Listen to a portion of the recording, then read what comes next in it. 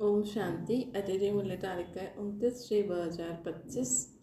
अॼु मिठा मिठा बाप दादा चवंदा मीठी मीठी ॿार तव्हांखे ज्ञान सां सिधी जागृति आई आहे। तव्हां पंहिंजे 84 जन्मनि खे निराकार साकार बाप खे ॼाणंदा आहियो। तव्हांजो हाणे भटकणु बंदि थियो। प्रश्न आहे, ईश्वर जी गत मत न्यारी छो ॻायल आहे? उत्तर आहे, छो जी उहे अहिड़ी मत ॾींदा आहिनि जंहिंसां तव्हां ब्रह्मण सभिनि खां न्यारा ठही वेंदा आहियो।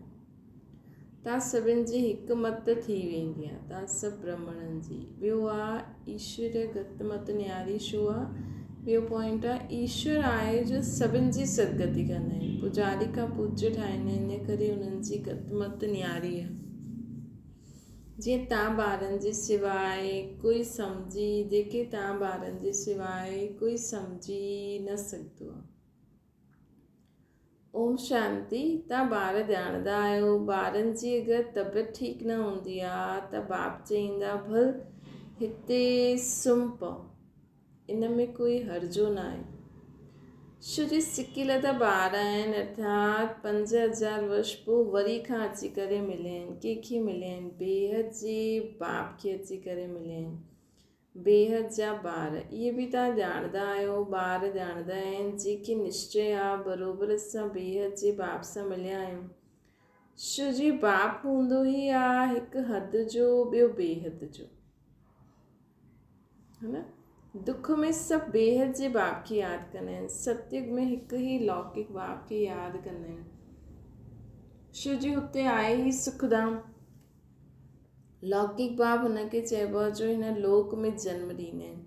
पालौकिक बाप त हिकु ई बार अची करे तव्हांखे पंहिंजो ठाहींदा आहिनि। तव्हां रहण वारा बि बाप सां गॾु अमरलोक में आहियो, जेके परलोक परमधाम चइबो आहे। उहो आहे परे ते परे धाम। स्वर्ग खे परे ते परे न चईंदासीं, स्वर्ग नर्क त हिते ई आहे न। नई दुनिया खे स्वर्ग, पुरानी दुनिया खे नर्क चइबो आहे। हाणे पतित दुनिया, हाणे आहिनि पतित, हाणे आहे पतित दुनिया। पुकारदा बि आहिनि, हे पतित पावन अचो। सतयुग में ईअं न चईंदा। जॾहिं खां रावण राज्य शुरू थियो आहे तॾहिं खां पतित ठहींदा आहियूं। उन्हनि खे चईंदा ई आहियूं 5 विकारनि जो राज्य। सतयुग आहे निर्विकारी राज्य। भारत जी केतिरी ज़बरदस्त महिमा आहे न, परंतु विकारी थियण जे कारण भारत जी महिमा खे न ॼाणंदा आहिनि। भारत संपूर्ण निर्विकारी हुयो। जॾहिं लक्ष्मी नारायण राज्य कंदा हुया, हाणे उहो राज्य न आहे। उहो राज्य काॾे हो, इहे पत्थर बुद्धियुनि खे मालूम ई न आहे। ॿिया सभी पंहिंजे पंहिंजे धर्म स्थापकनि खे ॼाणंदा आहिनि। हिकु बि भारतवासी आहे जो न पंहिंजे धर्म खे ॼाणंदो आहे, न धर्म स्थापक खे ॼाणंदो आहे। ॿिया धर्म वारे पंहिंजे धर्म खे ॼाणंदा आहिनि, परंतु उहो पोइ बि कॾहिं स्थापना करणु ईंदा इहे न ॼाणंदा आहिनि। सिख माण्हुनि खे बि पतो न आहे कि असांजो सिख धर्म पहिरियों हुयो या न हुयो। गुरु नानक अची करे स्थापना कई त ज़रूरु पोइ सुखधाम में न रहंदासीं न, तॾहिं ई गुरु नानक अची करे पोइ स्थापना कंदा। पोइ वर्ल्ड जी हिस्ट्री जोग्राफी रिपीट थींदी आहे। क्रिश्चन धर्म बि न हुयो, पोइ स्थापना थी। पहिरियों नई दुनिया हुई, हिकु धर्म हुयो, सिर्फ़ु तव्हां भारतवासी ई हुयो। हिकु धर्म हुयो, पोइ तव्हां 84 जन्म वठंदे वठंदे इहो भुलिजी वियो कि असां देवता हुयासीं। पोइ असां 84 जन्म वठंदा आहियूं, तॾहिं बाप चवंदा आहिनि तव्हां पंहिंजे जन्मनि खे न ॼाणंदा आहियो। मां बतलायां थो। अधु कलाक राम राज्य हुयो, पोइ रावण राज्य। पहिरियों सूर्यवंशी घरानो, पोइ चंद्रवंशी घरानो राम राज्य। सूर्यवंशी लक्ष्मी नारायण जे घराने जो राज्य हुयो। जो सूर्यवंशी लक्ष्मी नारायण जे घराने जा हुया, सो 84 जन्म वठी हाणे रावण जे घराने जा ठहिया आहिनि। अॻियां पुण्य आत्माउनि जे घराने जा हुया, हाणे पाप आत्माउनि जे घराने जा थिया आहिनि। 84 जन्मनि जे लाइ जन्म वरिता आहिनि, उहो त 84 लख चई ॾींदा आहिनि। हाणे 84 लखनि खे केरु वेही वीचार कंदो, इन करे कोई जो वीचार हलंदो ई न आहे। हाणे तव्हांखे बाप सम्झायो आहे, तव्हां बाप जे अॻियां वेठा आहियो। निराकार बाप साकार बाप ॿई ई भारत में नामी गिरामी आहिनि। ॻाईंदा बि आहिनि परंतु बाप खे ॼाणंदा न आहिनि। अज्ञान नींद में सुम्ही पिया आहिनि। ज्ञान सां जागृति थींदी आहे। रोशनी में मनुष्य कॾहिं धक्का न खाईंदो, अंधियारे में धक्का खाईंदो रहंदो आहे। भारतवासी पूज्य हुया, हाणे पुजारी थी विया, है न। अज्ञान अंधेरे में धक्का खाइनि था, कॾहिं हिन टिकाणे, कॾहिं हिन मंदरु, कॾहिं काॾे, कॾहिं काॾे। त बाबा चवनि था कि लक्ष्मी नारायण पूज्य हुया, इहे कंहिंजी पूजा कंदा, पंहिंजो चित्र ठाहे पंहिंजो ई पूजा त न कंदा न। इहे त पूज्य हुया सतयुग त्रेता में। सतयुग में जॾहिं हिननि जो राज्य हुयो, त्रेता में राम राज्य हुयो। इहा त उहो पंहिंजे चित्र जी वेही थोरी पूजा कंदा, इहे त न थी सघंदो आहे। तव्हां ॿार ॼाणंदा असां पूज्य सो पोइ पुजारी कीअं ठहिया आहियूं, इहे ॻाल्हियूं ॿियो कोई सम्झी न सघे। बाप ई अची करे सम्झाईंदा आहिनि, इन करे चवंदा आहियूं ईश्वर जी गत मत न्यारी आहे। हाणे तव्हां ॿार ॼाणंदा आहियो बाबा असांजी सॼी दुनिया सां गत मत न्यारी करे छॾी अथई। सॼी दुनिया जी अनेक मत मतांतर, हिते तव्हां ब्राह्मणनि जी आहे हिकु मत, ईश्वरीय मत ऐं गत अर्थात सदगति। सदगति दाता त हिकु बाप ई आहे न। ॻाईंदा बि आहिनि सर्व जो सदगति दाता राम, परंतु सम्झंदा न आहिनि कि राम कंहिंखे चइबो आहे। चईंदा जाते ॾिसो राम ई राम रहंदो आहे, हिनखे चइबो आहे अज्ञान अंधेरो। अगरि जाते ॾिस राम ई राम आहे त दुनिया में दुख छो आहे? अंधियारे में दुख, सोजरे में सुख। अंधियारे में ई पुकारंदा आहिनि। बंदगी करणु माना बाप खे सॾु करणु, भीख मांगंदा रहंदा आहिनि। देवताउनि जे मंदर में वञी करे भीख मांगंदा आहिनि। सतयुग में भीख मांगण जी दरकार न आहे, भिखारी खे इंसॉल्वेंट चइबो आहे। सतयुग में केतिरा सॉल्वेंट हुया, उनखे चइबो आहे सॉल्वेंट। भारत हाणे इंसॉल्वेंट आहे, इहे बि कोई सम्झंदा न आहे। कल्प जी आयु उल्टी सुल्टी लिखी ॾियण सां मनुष्य जो माथो ई फिरी वियो, है न। कल्प जी आयु उल्टी सुल्टी लिखी ॾियण सां मनुष्यनि जो मथो ई फिरी वियो।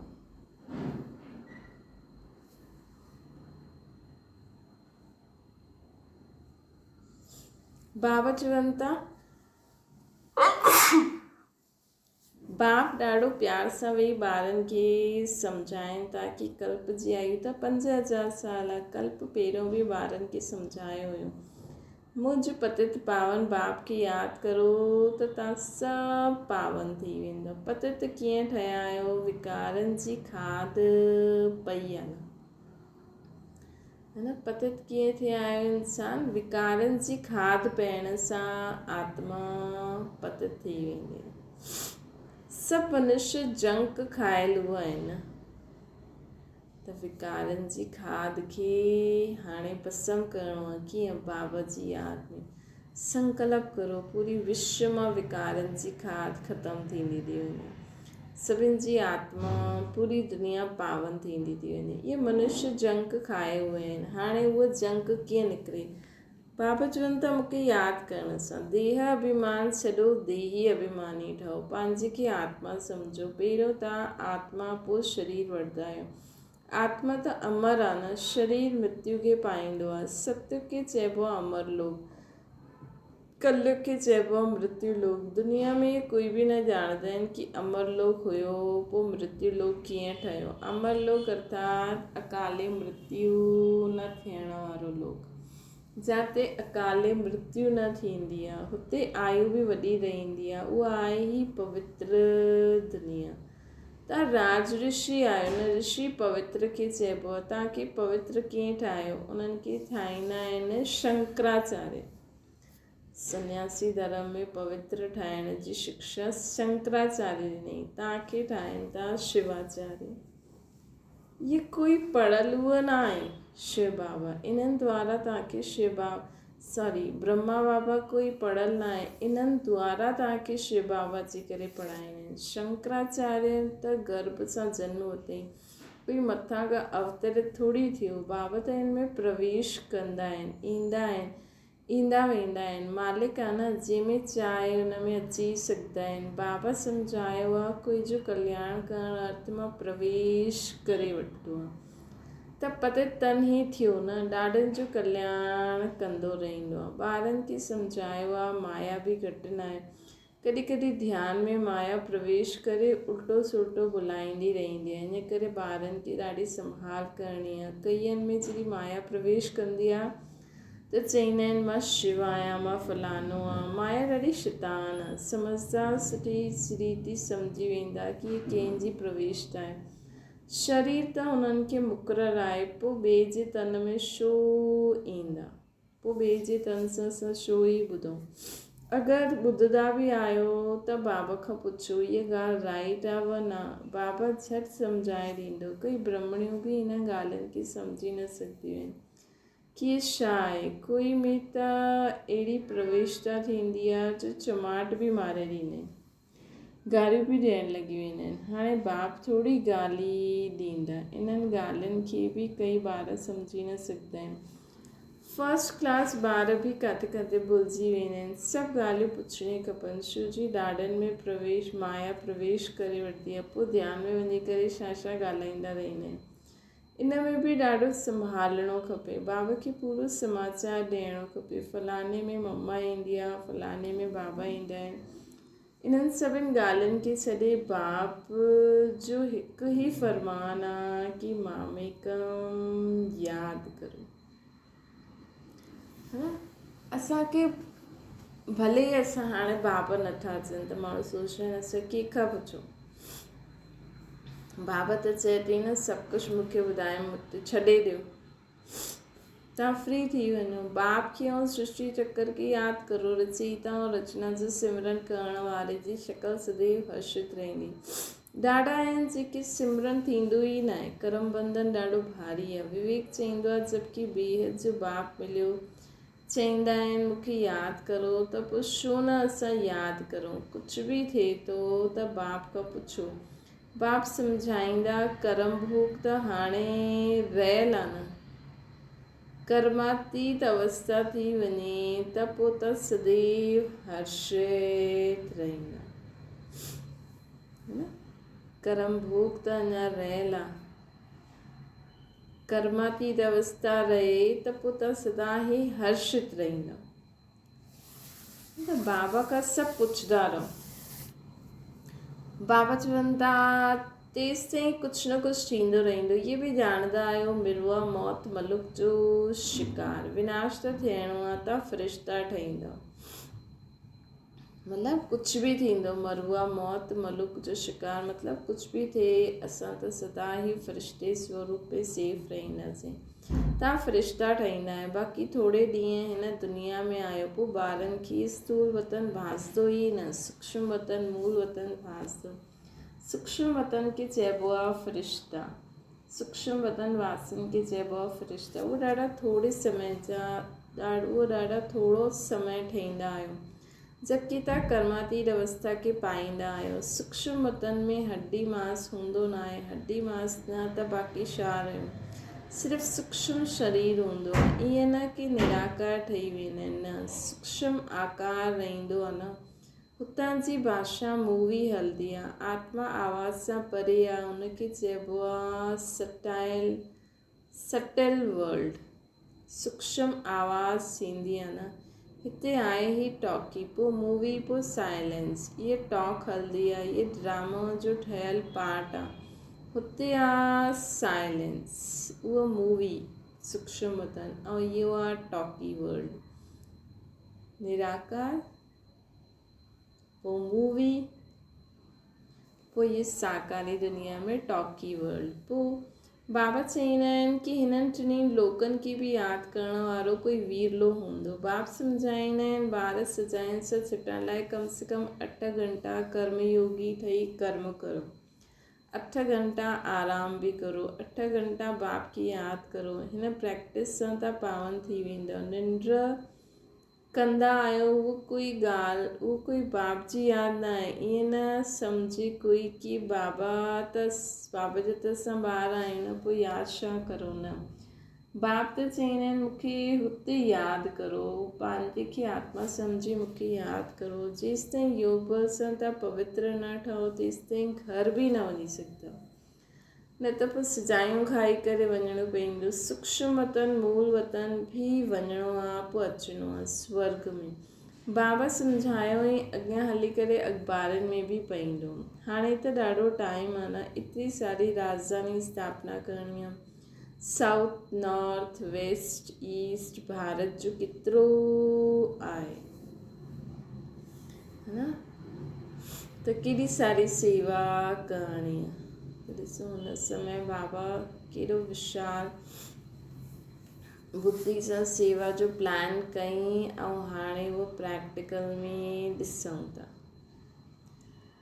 हाणे अख़बार द्वारा ई आवाज़ु निकिरंदो। बाबा चईंदा आहिनि मूंखे यादि करो त तव्हांजा पाप कटिजी वेंदा। सॾु बि कंदा आहिनि, हे पतित पावन लिबरेटर, असांखे दुखनि सां छुड़ायो। ॿार ॼाणंदा आहिनि ड्रामा प्लान अनुसार विनाश बि थियणो आहे। हिन लड़ाई खां पोइ शांती शांती थी वेंदी। सुखधाम थी वेंदो न, सॼी उतल पातल थी वेंदी। सतयुग में हूंदो ई आहे हिकु धर्म। कलयुग में त ॾिसो केॾा अनेक धर्म आहिनि। इहे त कोई बि सम्झी सघंदा आहिनि। सभिनि खां पहिरियों आदि सनातन देवी देवता धर्म हुयो, जॾहिं सूर्यवंशी हुया त ॿियो चंद्रवंशी न हुया। पोइ चंद्रवंशी हूंदा आहिनि, पुठियां इहे देवी देवता धर्म प्रायलोक थी वेंदो आहे। पुठियां ॿिया धर्म वारा ईंदा आहिनि, उहो बि जेसि ताईं उन्हनि जी संस्था वृत्ति खे पाए तेसि ताईं मालूम थोरी पवंदा आहिनि कि इहे धर्म जा माण्हू आहिनि, है न। त ॾिसो असांजो त बाबा अची करे ब्रह्मा कुमारियूं ब्रह्मण नाम रखियईं, ऐं उन्हनि जो त पोइ थोरी वृद्धि थियण खां पोइ हाणे तव्हां ॿार सृष्टि जे आदि मध्य अंत खे ॼाणंदा आहियो। तव्हां सां पुछंदा सीढ़ी में सिर्फ़ु भारतवासियुनि जो शो पार्ट ॾेखारियो आहे, बाक़ी द्वापर कलयुग में अन्य सभु। तव्हां खां पुछंदा आहिनि सीढ़ी में सिर्फ़ु भारतवासियुनि खे छो ॾेखारियो आहे, चओ इहे खेल आहे भारत ते। अधु कल्प उन्हनि जो पार्ट, बाक़ी द्वापर कलयुग में अन्य धर्म ईंदा आहिनि। गोले में सॼी नॉलेज आहे। गोलो त ॾाढो फर्स्ट क्लास आहे। सतयुग में आहे ई श्रेष्ठाचारी दुनिया। द्वापर कलयुग आहे ई भ्रष्टाचारी दुनिया। हाणे तव्हां संगम ते आहियो। इहे ज्ञान जी ॻाल्हियूं आहिनि। इहे 4 युग आहिनि न, इहे ज्ञान जी ॻाल्हियूं आहिनि। इहे 4 युग आहिनि। 4 युगनि जो चक्कर कीअं फिरंदो आहे कंहिंखे पतो न आहे। सतयुग में लक्ष्मी नारायण जो राज्य हूंदो आहे। इन्हनि खे बि इहो थोरी पतो रहंदो आहे कि सतयुग खां पोइ त्रेता थियण वारो आहे, त्रेता खां पोइ द्वापर, द्वापर खां पोइ कलयुग। हिते बि मनुष्यनि खे बिल्कुलु पतो न आहे। भले चईंदा आहिनि परंतु कीअं चक्र फिरंदो आहे इहे कोई न ॼाणंदा आहिनि। हिन करे बाबा सम्झाईंदा आहिनि सॼो गीता ते ज़ोर रखो। सची गीता ॿुधणी आहे। गीता ॿुधण सां स्वर्गवासी ठहींदा आहिनि। हिते शिव बाबा ख़ुदि ॿुधाईंदा आहिनि। तव्हां हुते मनुष्य पढ़ंदा आहिनि। हिते शिव बाबा ख़ुदि पढ़ाईंदा आहिनि। हुते मनुष्य पढ़ंदा आहिनि। हुते मनुष्य मतिलबु गीता पढ़ी करे ॿुधाईंदा आहिनि। गीता बि सभिनि खां पहिरियों तव्हां पढ़ंदा आहियो। द्वापर में बि, भक्ति में बि पहिरियों तव्हां वेंदा आहियो न। शिव जा पुजारी पहिरियों तव्हां ई ठहींदा आहियो। तव्हांखे पहिरियों पूजा करणी हूंदी आहे अव्यभिचारी हिकु शिव बाबा जी। सोमनाथ जे मंदर में ॿियो कंहिंजी ताक़त थोरी आहे न। बाबा चवनि था शिव जा पुजारी बि तव्हां ठाहींदा आहियो। पहिरियों पूजा करणी हूंदी आहे अव्यभिचारी हिकु शिव बाबा जी। सोमनाथ जो मंदरु ॿियो कंहिंजी ताक़त थोरी आहे ठाहिण जी। बोर्ड ते केतिरा प्रकार जी ॻाल्हियूं लिखी सघंदा आहियो। इहे बि लिखी सघंदा आहियो भारतवासी सची गीता ॿुधण सां सचखंड जा मालिक ठही वेंदा आहिनि। भारतवासी सची गीता ॿुधण सां सचखंड जा मालिक ठही वेंदा आहिनि। हाणे तव्हां ॿार ॼाणंदा आहियो असां सची गीता ॿुधी करे स्वर्गवासी ठहूं था न। जंहिं समय तव्हां सम्झाईंदा आहियो त चईंदा आहिनि हा बराबरि ठीकु आहे। ॿाहिरि विया खलास, हुतां जी हुते ई रहिजी वई। अच्छा, मीठी मीठी सिकी लॻे ॿारनि प्रति माता पिता बाप दादा जो यादि प्यार ऐं गुड मॉर्निंग। रूहानी बाप जी असां सभिनि रूहानी ॿारनि खे नमस्ते। असांजी बि रूहानी माता पिता बाप दादा खे यादि प्यार गुड मॉर्निंग ऐं नमस्ते। धारणा जे लाइ मुख्य सार: रचयिता और रचना जो ज्ञान सिमरण करे सदा हर्षित रहणो। याद जी यात्रा सां पंहिंजे पुराणे सभु कर्म बंधन कटे कर्मातीत अवस्था ठाहिणी आहे। ध्यानु दीदार में ॿियो आहे, ध्यानु दीदार में माया जी ॾाढी प्रवेशता थींदी आहे, इन करे संभाल करणी आहे। बाबा खे समाचार ॾेई राय वठणी आहे, कोई बि भूल न करणी आहे असांखे।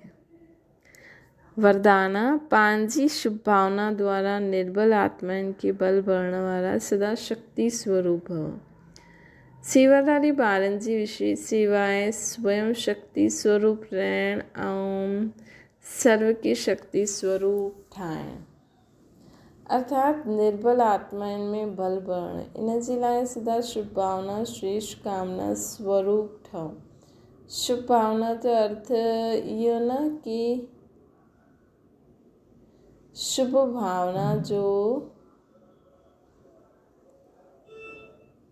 बाबा चवनि था कि निर्बल आत्माउनि में बल भरण लाइ सदा शुभ भावना श्रेष्ठ कामना स्वरूप ठहो। शुभ भावना जो अर्थ इहो न कि कंहिं में भावना रखंदे रखंदे हुनजी भावनावान थी वञो। हुनजी ये ग़लती न करणो। शुभ भावना बि बेहद जी हुजे। हिक जे प्रति विशेष भावना बि नुक़सानकारक हूंदी आहे। हिन करे बेहद में स्थित थी करे निर्बल आत्माउनि खे पंहिंजी प्राप्त हुई शक्तियुनि जे आधार सां शक्ति स्वरूप ठाहे। स्लोगन: अलंकारी ब्रह्मण। अलंकार ब्रह्मण जीवन जो श्रृंगार आहे।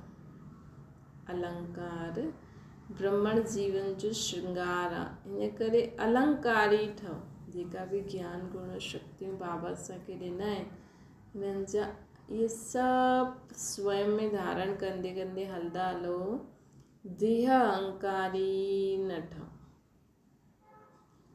अव्यक्त इशारो: सत्यता ऐं सभ्यता रूपी कल्चर खे अपनायो। कई ॿार चईंदा आहिनि वैसे क्रोध न ईंदो आहे, छो जे कई कूड़ ॻाल्हाईंदा आहिनि त क्रोध अची वेंदो आहे।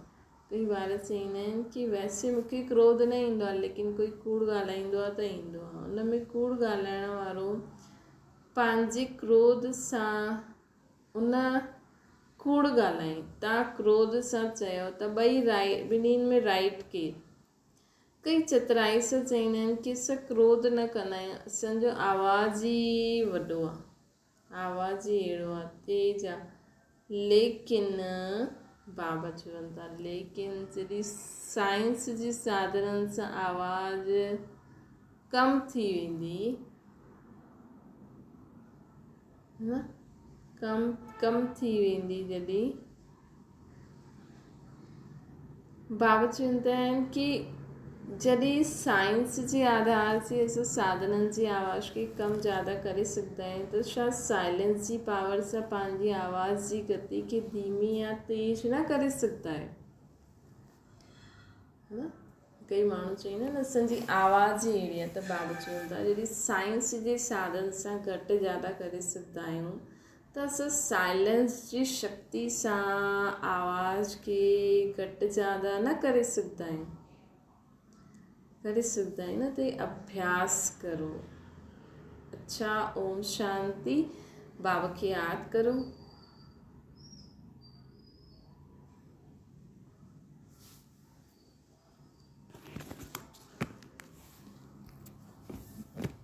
अॼु बाबा असांखे चयईं कि सदा यादि रखो कि असां 84 जन्म वठी आया आहियूं।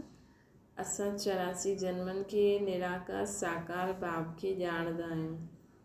ॿियो बाबा चयईं कि मुंहिंजा सिकी लधा ॿार आहिनि जो 5000 साल खां पोइ मिलिया आहिनि, त अहिड़ो सिकी लधो ठही करे रहणो आहे न। ॿियो बाबा चयईं असांखे कि हाणे तव्हांजा ॿ बाप लौकिक ऐं पारलौकिक जो हिन लोक में जन्म ॾियण वारो लौकिक, पारलौकिक परे ते परे अमर लोक में रहण वारो, परम धाम में रहण वारो, असां बि उतां जा रहण वारा हाणे आया आहियूं। पोइ बाबा स्वर्ग ऐं नर्क जी दुनिया जे बारे में अॼु कई ॻाल्हियूं चई, जीअं पतित दुनिया, पावन दुनिया, राम राज्य, रावण राज्य, है न, निर्विकारी विकारी दुनिया, ये सभु बाबा असांखे पतित और सतयुग ऐं स्वर्ग और नर्क जे बारे में डिफरेंस ॿुधाई। ॿियो बाबा चयईं कि हाणे तव्हांखे त पतो आहे कि मां आयो आहियां ऐं इहे धर्म स्थापना करां थो। बाक़ी धर्म वारनि खे थोड़ी पतो, उन्हनि जो गुरु नानक देव उन्हनि जो धर्म स्थापक कॾहिं ईंदो, कीअं स्थापना कंदो, है न। लेकिन असांखे त कुझु बि न पतो कि असांजो धर्म ऐं धर्म स्थापक केरु हुयो। उन्हनि खे कम से कम इहो त पतो उन्हनि जो धर्म ऐं धर्म स्थापक केरु आहे, लेकिन इहे न पतो आहे कि वापसि कॾहिं ईंदा। त असां केॾा बुद्धू थी विया हुआसीं न, केॾो सभु भुलिजी वियासीं। त बाबा चई हाणे मां अची करे तव्हांखे पूरे तव्हांजे 84 जन्मनि जी कहानी ॿुधाई आहे। ॿियो बाबा चई कि हाणे त ज्ञान सां तव्हांखे ॾाढी जागृति आई आहे, तव्हां अंधियारे सां निकिरी आया आहियो। हाणे पुजारी खां पूज्य मां ठाहियां थो तव्हांखे। ॿियो बाबा चई कि मुंहिंजी मत ॾाढी न्यारी आहे, ईश्वर जी मत, गत मत ॾाढी न्यारी आहे, सदगति दाता त मां ई आहियां न। ॿियो बाबा चई कि हाणे भीख मांगण बंदि। अञा बि असां अगरि बाबा खे चईंदा आहियूं मदद करो, सहारो ॾियो, सफलता ॾिजो, त इहे चए भीख मांगण थी वियो न। भक्ति मार्ग में बि माण्हू मांगदा आहिनि न, त ऐं हाणे त असांखे बाबा चईंदा आहिनि तव्हां आहियो ई शक्ति स्वरूप। त चओ मां सफलता मूर्त आत्मा आहियां, न स्वमान में रही करे कर्म करो, न कि सोचो बाबा मां कमु करां थी मूंखे सफलता ॾिजो। त बाबा भीख शब्द जो चई कि कीअं भक्ति मार्ग में माण्हू भीख मांगदा आहिनि, सतयुग में न मांगदा आहिनि। त हाणे संगम युग ते बि बाबा सां कोई भीख न मांगणी आहे, चओ मां शक्तिशाली आत्मा आहियां, है न। ॿियो बाबा चई कि तव्हां पंहिंजो सभु कुझु भक्ति मार्ग में गवाए छॾियो, हाणे वरी मां तव्हांखे ऊच ठाहिण आयो आहियां। अकाले मृत्यु न थींदी। अमर लोक जो अर्थ अर्थात जाते अकाले मृत्यु न थी। ॿियो बाबा चई तव्हां राज ऋषि आहियो, पवित्र आत्मा आहियो। ॿियो बाबा चई मां तव्हांखे पढ़ाई करे पवित्र ठाहियां थो। भक्ति मार्ग में शंकराचार्य उन्हनि खे पवित्र ठाहींदा आहिनि न, मतिलबु प्रॉपर न, लेकिन शिक्षा ॾींदा आहिनि कीअं ठहो। हिते असांखे शिवाचार्य पवित्र ठाहिनि था। ॿियो बाबा चई माया सां ॾाढी संभाल करणी आहे, ध्यानु दीदार में जी आश न रखणी आहे न। जो बाबा जीअं असांखे डायरेक्शन ॾिनो अथई, जो बाबा जी श्रीमत आहे उनखे पढ़ंदे हुए हलंदा हलूं। किथे बि अहिड़ी कोई ॻाल्हि आहे त बाबा खे ॿुधाईंदा रहो। बुद्धि योग बाबा सां गॾु रहणो खपे। ॿियो बाबा चई कि हाणे ज्ञान जो सिमरन कंदा रहो त बंधन कटिजी वेंदा। कर्मातीत अवस्था खे प्राप्त करणो। ॿियो बाबा ॿुधाईं फ़रिश्तो केरु थींदो आहे, जेका सूक्ष्म वतन वासी हूंदा आहिनि, लेकिन उनजी लाइफ ॾाढी नंढी हूंदी आहे। तॾहिं त ॾिसो केॾी सारी आत्मायूं शरीर छॾनि थियूं न, छोजी सेवा वधी वई आहे, जंहिंजी लाइफ कम थींदी वेंदी। हाणे बाबा जो बि अव्यक्त पाठ शो ख़तमु थियो, ब्रह्मा बाबा जो बि, छोजी उन्हनि बि बाबा बि लास्ट जी अव्यक्त मुरलियुनि में चयो ई कि फ़रिश्तनि जी लाइफ एतिरी ई हूंदी आहे, है न।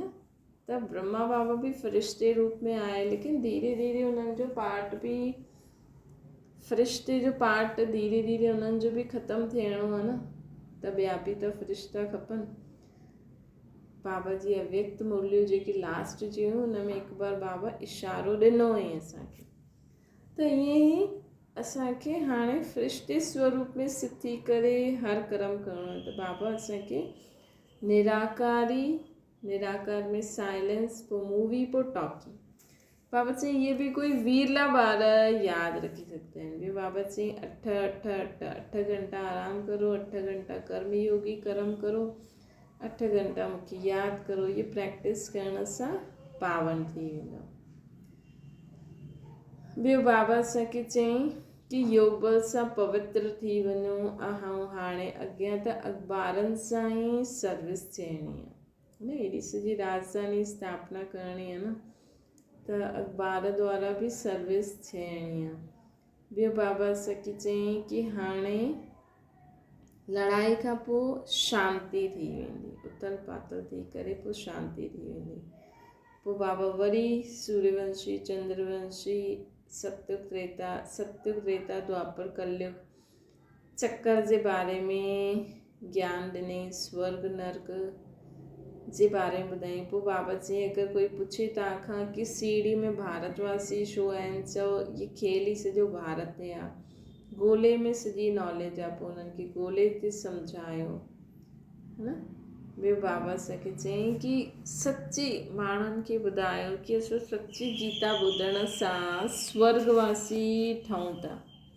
हिन समय असांखे ख़ुदि भॻवानु अची करे सची गीता ॿुधाइनि था। तव्हांखे बि अगरि सची गीता ॿुधी करे स्वर्गवासी ठहिणो आहे त अची करे ॿुधो। ॿियो बाबा चई भक्ति बि पहिरियों तव्हां ई शुरू कई हुई, है न। सोमनाथ जो मंदरु ठाहिण जी ताक़त बि तव्हां में ई हुई, त हाणे असां ई पहिरियों भगत हुयासीं, तॾहिं एॾो उच मंदरु ठातोसीं शिव बाबा जो। पहिरियों अव्यभिचारी भक्ति थींदी हुई। ॿियो बाबा असांखे चई कि हाणे पंहिंजी शुभ भावना द्वारा निर्बल आत्माउनि में शक्ति जो बल भरो, है न। शुभ भावना जो अर्थ इहो न आहे कि असां कंहिंजी भावना में, मतिलबु उन में भावना रखंदे रखंदे उन में भावनावान थी वञो, न। ऐं हिक जे प्रति बि न रखो, सर्व जे प्रति शुभ भावना शुभकामना रखो, तॾहिं निर्बल आत्माउनि खे पंहिंजी शक्ति जे आधार सां शक्ति स्वरूप ठाहे सघंदा। ॿियो बाबा चई सदा अलंकारी ज्ञान गुण शक्तियुनि सां सजे सजाए रहो। ॿियो बाबा चई कि हाणे जॾहिं साइंस, कई ॿार चईंदा आहिनि असांखे क्रोध, मुंहिंजी आवाज़ ई अहिड़ी आहे, त बाबा चई जॾहिं साइंस वारा करे सघंदा आहिनि घटि ज़्यादा, त तव्हां बि साइलेंस जी शक्ति सां पंहिंजी आवाज़ जी गति खे धीमी करे सघंदा आहियो न। अच्छा, ओम शांति।